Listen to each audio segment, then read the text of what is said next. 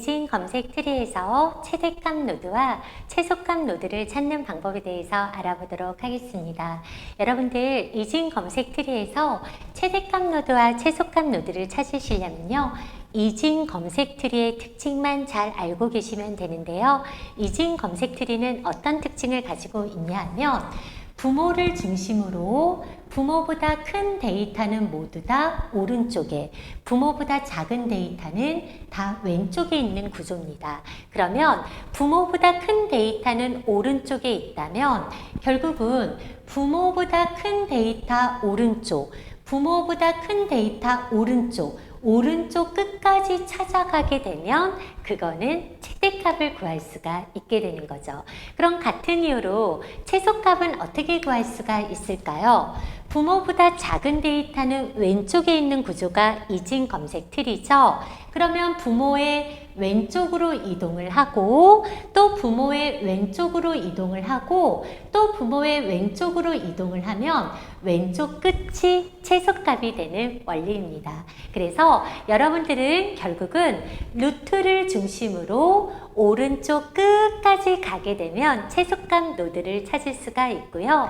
루트를 중심으로 왼쪽 끝까지 가게 되면 이제 최소값 노드를 찾을 수가 있게 됩니다. 자, 그럼 코드로 한번 구현해 볼까요? 여러분들 제가 트리 구조체를 하나를 선언을 했는데요. 스트럭처 트리 타입에 값을 저장할 수 있는 밸류와 왼쪽 주소값을 저장할 수 있는 레프트 포인터와 그리고 오른쪽 주소값을 저장할 수 있는 라이트 포인터를 주고요. 그리고 이 구조체의 이름은 트리라는 이름으로 정의를 했습니다. 그러면 이 트리 구조체를 가지고 최대값 노드와 최소값 노드를 찾아보도록 할 건데요.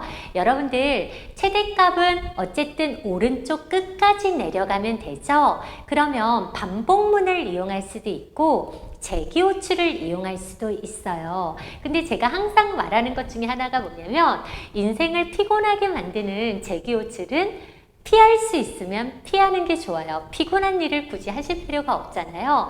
재기호출을 사용하면 메모리도 많이 들 뿐더러 코드 자체를 이해하는 데 어려울 수가 있거든요. 만약에 재기호출이 아니라 반복문으로 해결이 된다면 반복문을 사용하시는 게 훨씬 더 좋은 코드가 될 수 있을 것 같아요. 그래서 오늘 수업은 최대값은 반복문을 이용해서 한번 해결을 해볼 거고요. 그리고 최소값은 재기호출을 이용해서 한번 해결을 해볼 건데요. 둘이 해결을 하면서 어떤 차이점이 있는지 여러분들이 직접 몸소 느껴보시기 바랍니다. 자, 그러면 지금부터 코드로 작성해 볼까요? 자, 일단은 최대값을 구하려면 루트부터 오른쪽 끝까지 가야 되죠. 반복문을 이용해서 한번 가보겠습니다.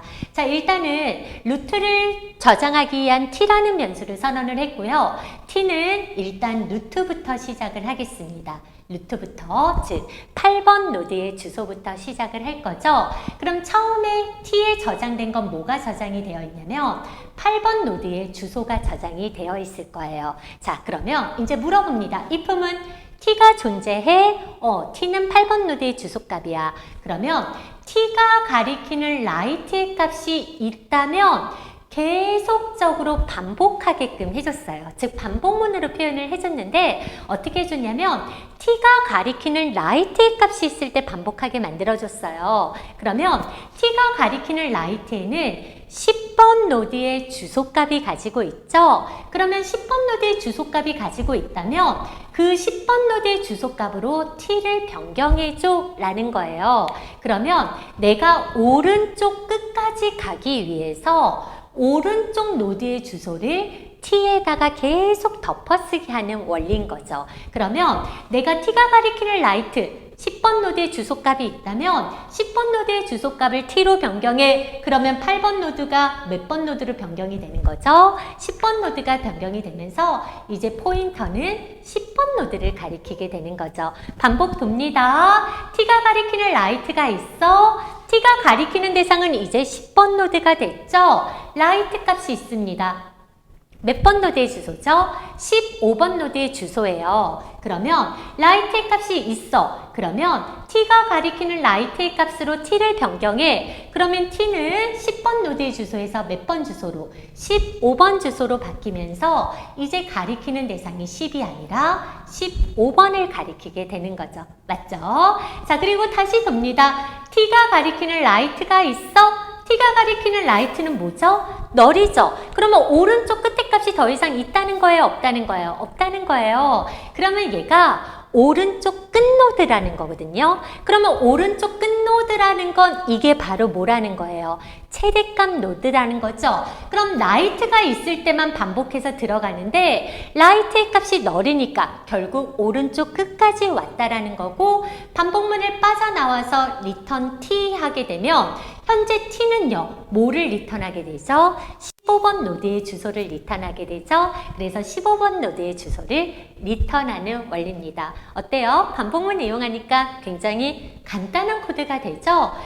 일단은 널이 아닌 경우, t가 있다면 널이 아닌 경우 오른쪽 주소 끝까지 가서 오른쪽 끝까지 온 애를 리턴해주면 그게 최대값이 됩니다. 그럼 이번에는 제가 재기호출을 이용해서 최소값을 한번 구해보도록 하겠습니다. 자, 최소값도요. 어디서부터 시작을 해야 되냐? t에서부터 시작을 해야 되죠. 그러면 8번 노드가 루트니까 루트부터 시작을 하도록 하겠습니다. 즉 8번 노드부터 시작하려고요. 일단 트리 포인터 t에다 받았습니다. 자, 시작해 보겠습니다.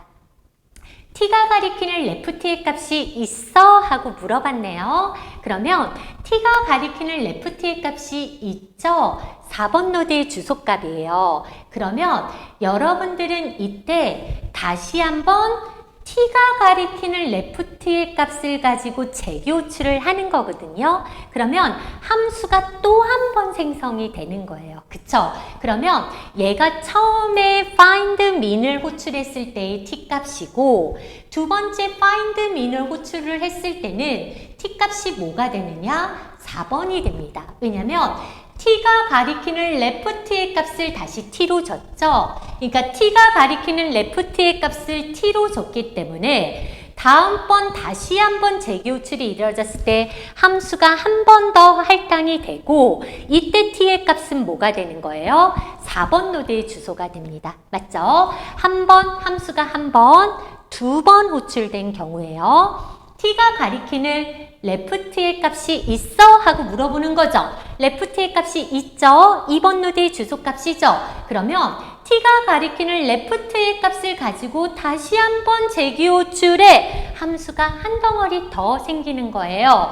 그러면 세 번째 find min을 호출했을 때 t의 값은 이제 2번이 되는 겁니다. 왼쪽 주소값을 가지고 함수를 계속 호출을 하는 거죠. 2번 노드의 주소값이 되는 거예요. 그래서 다시 한번 t가 2번 노드가 됐죠? 물어봅니다.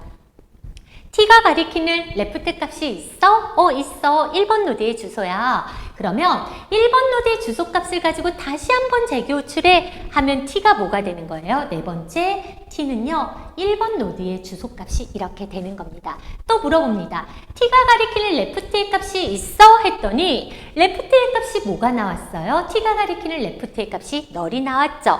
즉 함수를 한 번, 두 번, 세 번, 네 번 메모리에 find min 함수가 차곡차곡 쌓이는 거야. 이렇게 한 번, 두 번, 세 번, 네 번 쌓이고 나서 얘가 널과 같죠? 널과 같으면 이 조건을 만족해요? 만족하지 않아요? 만족하지 않으니까 return tr이에요. 그럼 현재 여기 시점이 끝난 거죠? 이때 가리키는 t값은 몇 번 노드의 주소값을 가지고 있죠? 여러분들 여기서부터 좀 집중해 보세요. 이때 t값 뭐를 갖고 있어? 1번 노드의 주소값을 갖고 있어요.